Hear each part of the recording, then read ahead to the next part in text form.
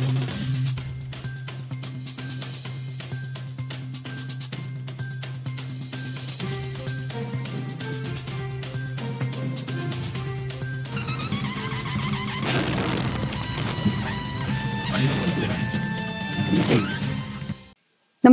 आपण पाहता हिरकणी न्यूज.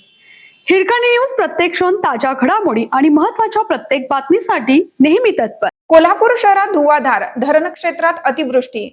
कोल्हापुरात पुन्हा पावसाचे कमबॅक झाले आहे. शहरात रविवारी सायंकाळनंतर धुवाधार पाऊस झाला. जिल्ह्याच्या ग्रामीण भागातही पावसाने दमदार हजेरी लावली.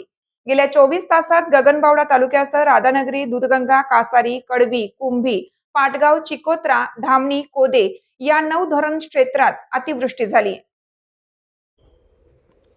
रविवारी राधानगरी धरण 71.58% भरले. दिवसभरात पंचगंगा नदीच्या पाणी पातळीत 2 फुटांची वाढ होऊन पाणी पातळी रात्री 12 वाजता 21.1 इंचावर होती.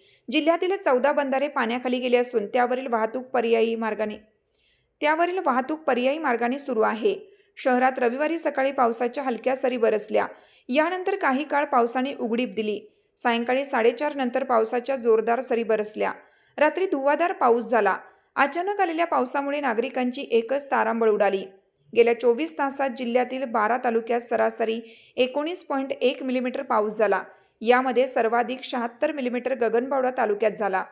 जिल्ह्यातील शिंगणापूर, राजापूर, सुर्वे, रुई, इचलकरंजी, तेरवाड, शिरोळ, बाजार भोगाव, काटे, करंजफेड, पेंडाखळे, वालोली, येवलूज, खडककोगे हे बंधारे पाण्याखाली गेले आहेत.